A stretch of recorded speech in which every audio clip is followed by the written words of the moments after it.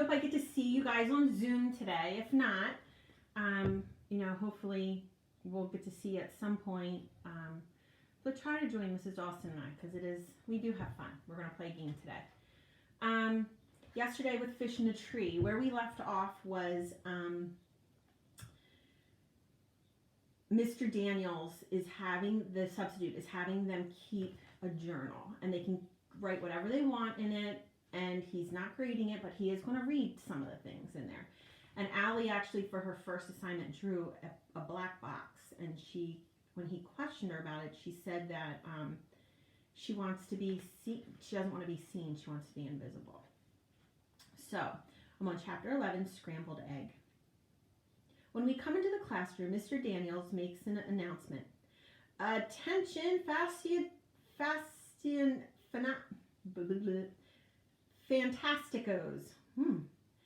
We have a brand new Fantastico seats. So find yours and settle in. Jessica is sitting next to Suki and staring at Shay like their separation is a great injustice. It turns out that I'm sitting in the front row next to Keisha, the girl who can bake and write at the same time, while I can't do either. We don't speak all morning, and I can't stop worrying that she doesn't like me.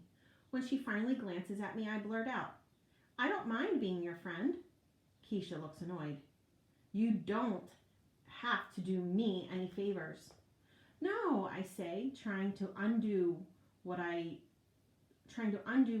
didn't mean to say. "I just mean," and then I just stop because I don't know what I meant, and I'm nervous and embarrassed, and that is never good when I'm trying to say something. Every word is another shovelful of dirt from the hole I've dug for myself. So I figure my best bet is to shut my mouth. But the silence gets too long and too loud, so I try to think of something to say. I always knew what to say to my grandpa, and he always knew what to say to me. I wish he were here to whisper in my ear. And then I think of Alice and how she argued with Humpty Dumpty about using the right words. I turn to Keisha and blurt out, "Do you like eggs?" "Eggs?" she asks. Oh no, she thinks I'm a barrel full of crazy, but I keep going because sometimes my tongue goes without me saying so. "Yeah, I love eggs, scrambled eggs, fried eggs, poached on toast, and boiled eggs. I love peeling the shell off boiled eggs, don't you? I even like egg salad, which my brother won't eat even if someone holds him down." Her eyebrows scrunch up, reminding me of angry caterpillars. That's incredibly interesting. Then she searches inside her desk for something. I know this move. It's a polite way of ignoring me. People do it a lot. Finally, I just put my head down. Grandpa used to say that Alice in Wonderland falling down the rabbit hole was just like real life. I didn't used to understand what he meant, but I do now. There can't be any place on the planet scarier than school cafeteria.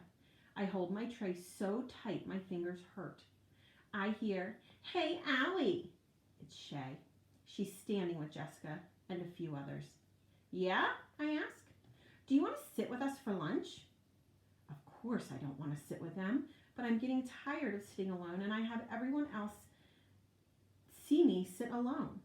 Besides that, Shay, Jessica, and some other girls all have those woven friendship bracelets, and I've never had kinds of friends who have matching bracelets, but I've always wanted them. It's like the bracelet tells the world that the person wearing it has someone who cares about them. Not like a family member that has to care, but someone who just likes you.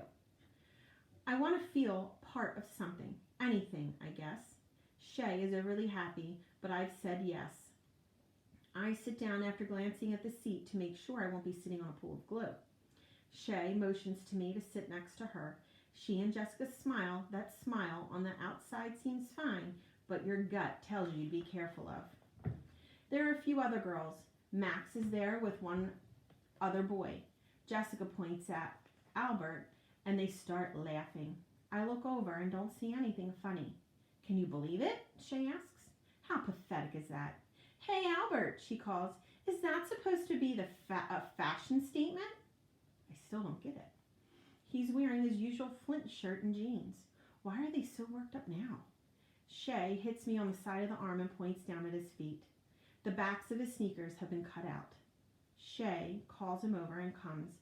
I don't know why everyone does what she says, even me. Today, anyway. What's the matter? She asks him. Don't you have any money for shoes? Quite the contrary, Albert begins. But given the choice of buying new sneakers that I will outgrow in 3 months, or a chemistry set that I can use for an undefined amount of time, this seemed the clear choice. They're in fine shape except for just being a bit short. Did you hear that? Shay asks. He chopped the back of his shoes off like slippers. Jessica adds, next he'll be wearing a robe. Shay turns to her. I think robes would be cool. We could wear them tomorrow. Yeah, that would be cool, Jessica says.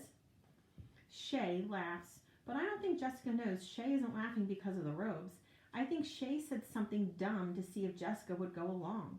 Sometimes I think Jessica would follow Shay out of an airplane with a parachute. Then Shay turns to me. Well, Allie, she asks, what do you think of wearing robes tomorrow? I'd like to tell her that it's dumb, but I say, not my thing. Is that so? What do you think of Albert and his slippers? I feel like I'm in one of those old detective movies that Grandpa loved. In a cramped small room under a bright light, being asked a question I don't want to answer. The thought to stick up for him goes through my head, but that doesn't seem like the right answer for Shay. They're pretty dopey, I say. What a weirdo, huh? I've made Shay happy, and I feel terrible. And I know what I'm going to feel worse even when shade comes down over Albert's face when he looks sad. But that never comes. He just stands there eating Doritos and studying us like we're lab mice. I think it's curious that you worry about what I have on my feet when the three of you are wearing red shirts. Not a wise color. Red is the color of stoplights and signs, bad wounds, warning lights, and the most severe of sunburns. It represents red alerts, high fevers. Red numbers show a loss in accounting. Red represents danger. I think of all the red marks that cover my papers from teachers. How I hate getting them back. Jessica laughs the loudest. What a weirdo, Albert. Furthermore, he said, any crew member of Starship Enterprise who wears a red shirt never appeared in another episode. Frankly, I think you've made poor choices. They all burst into laughter. Albert, Max says, it's only a TV show, dude, and not a very good one either. Albert's arm stops dead on the way to his mouth with another Dorito. Not a very good one. Albert, Shay says, leaning forward a bit, you go right ahead and ignore what you look like, but it's the rest of us who suffer. We have to look at you. Actually, he says, I don't take my appearance lightly. I take you lightly. And with that, he turns and is gone before she can pull out some other mean thing. And I wish I was more like Albert. Seeing him shuffle away in those sneakers makes me want to be better. I'm not perfect, but at least I'm not mean. And then my heart sinks because I realize that I actually just was. I guess I did it because I was lonely. Now I know that there are worse things than being lonely. So it looks like the mean girls are pulling her in, and she's starting to be a follower. Like, I give Albert a lot of credit for sticking up for himself and being who he is and being proud of who he is. So we have to keep that sometimes in the back of our mind. We're all individuals and we are all different, and that's okay. That's a good thing. So anyway, that's Fish in a Tree for today. And I will see you guys either at the Zoom or hopefully soon. I miss you. Take care.